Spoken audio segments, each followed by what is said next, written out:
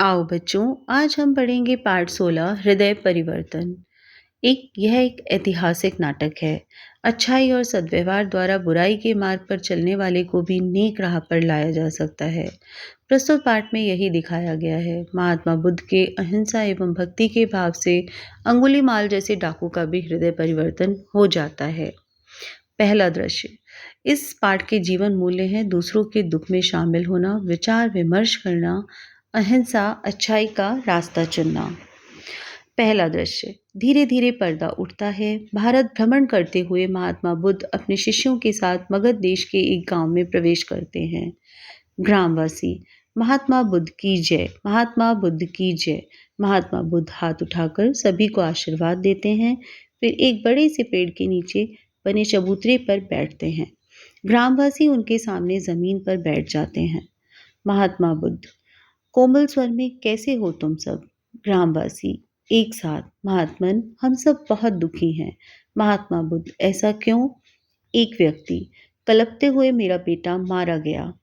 एक स्त्री रोती हुई, मेरे पति को भी नहीं छोड़ा। एक वृद्धा उदास स्वर में, मेरा पोता भी नहीं रहा।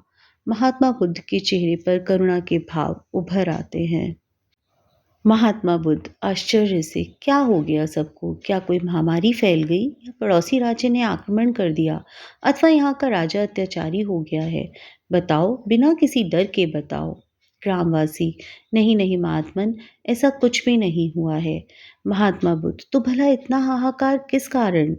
एक वृद्धा, महात्मन हमारे गांव के समीप एक जंगल है। हम सबकी आजीविका उसी जंगल पर आधारित है। हमें जंगल में कंदमूल, फल फूल, लकड़ियां आदि लाने जाना पड़ता है। कुछ दिनों से उस जंगल में एक डाकू आकर रहने लगा है। उसका नाम अंगुलीमाल है। वह प्रतिदिन एक व्यक्ति को मारता है और उसकी एक उंगली काट ले जाता है।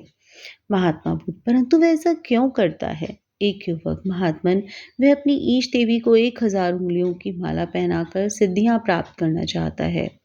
महात्मा बुद्ध, तुम चिंता ना करो, मैं उसके पास जाता हूँ। ग्रामवासी एक स्वर में, महात्मन आप वहां न जाएं, वह आपको हानि पहुंचा सकता है। आपके पास तो रक्षा का कोई साधन भी नहीं है।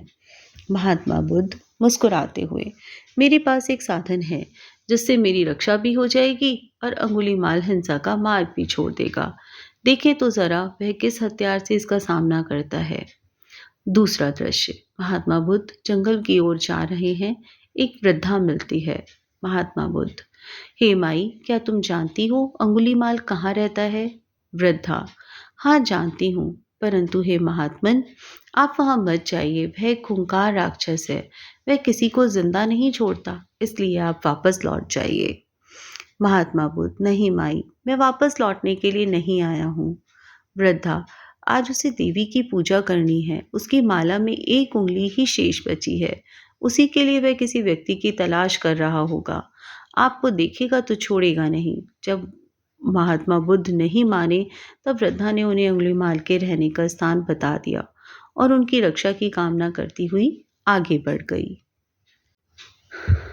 तीसरा दृश्य।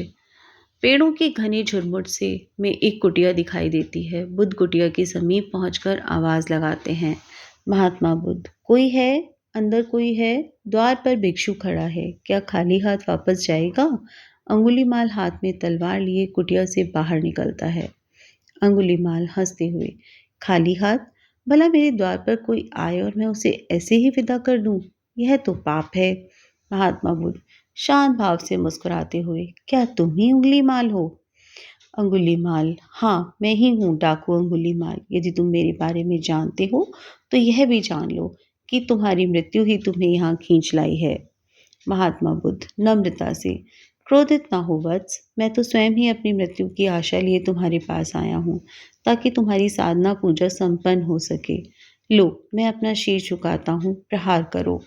महात्मा बुद्ध अंगुलीमाल के सामने अपना सिर झुकाकर बैठ जाते हैं। अंगुलीमाल प्रसन्नता से चलता चिल्लाता हुआ उन पर प्रहार करने के लिए हाथ उठाता है, पर उसका हाथ हवा में ही अटका रह जाता है। पांव जहाँ के तहाँ जमीन में जैसे जम जाते हैं और महात्मा बुद्ध का क्रोध भरी दृष्टि से देखता है। अंगुलीमाल, कौन हो तुम? साधु के वेश में मायावी? सच सच बता, क्यों आया है यहाँ? महात्मा बुद्ध, मैं हूँ गौतम, मैं तो मरने आया हूँ ताकि एक निर्दोष के प्राण बचा सकूं। अंगुलीमाल अचरज से, गौतम, गौतम बुद्ध, क्या आप महात्मा बुद्ध हैं?